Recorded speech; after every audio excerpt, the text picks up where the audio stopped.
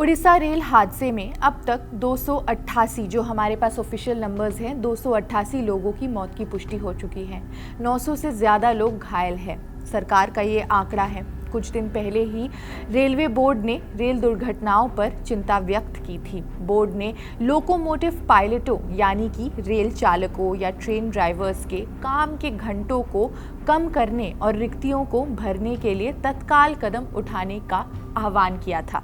बीते 31 मई को द हिंदू में प्रकाशित एस विजय कुमार की एक रिपोर्ट सामने आई, जिसमें बताया गया था कि कर्मचारियों की भारी कमी के कारण रेल चालकों को अपने शिफ्ट से ज़्यादा समय तक काम करना पड़ रहा है। रिपोर्ट में इस दुर्घटना की बढ़ती संख्या का मुख्य कारण यही बताया गया। 2022-23 में जानमाल की गंभीर हानि न होने वाली 163 ट्रेन दुर्घटनाएं हुई, जिसमें से 35 सिग्नल पास एट डेंजर स्पैड से जुड़ी है। स्पैड घटनाएं उन्हें कहते हैं जब कोई ट्रेन बिना अनुमति के खतरे के सिग्नल स्टॉप को पार कर जाती है। ओडिशा के बालासोर जिले के पास शुक्रवार की शाम करीब 7 बजे हुए भीषण ट्रेन हादसे का कारण भी सिग्नल सिस्टम फेल होना बताया गया है। केंद्रीय मंत्री धर्मेंद्र प्रधान ने कुछ तकनीकी खराबी को एक्सीडेंट का कारण बताया है।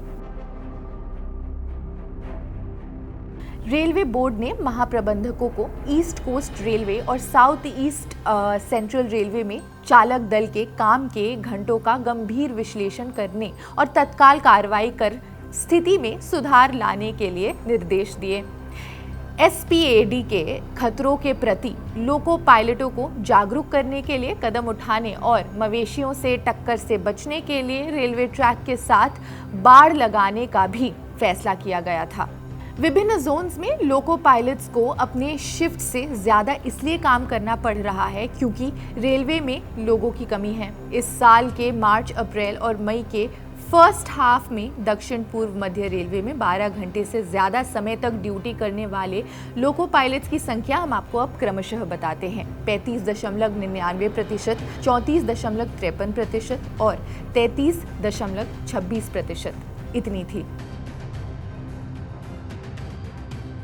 अब हम आपको बताते हैं कि कितनी सीटें खाली है। तो ऑयल इंडिया लोको रनिंग स्टाफ एसोसिएशन ने पिछले महीने दक्षिण रेलवे में वर्कफोर्स की कमी का मुद्दा अपने महाप्रबंधकों के सामने उठाया था।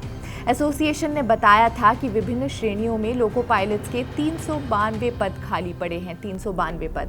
1 दिसंबर 2022 को रेल मंत्री अश्विनी वैष्णव ने राज्यसभा में बताया था कि रेलवे में 3.12 लाख नॉन गजेटेड पद खाली हैं। भारतीय रेल 18 जोन में बटा हुआ है।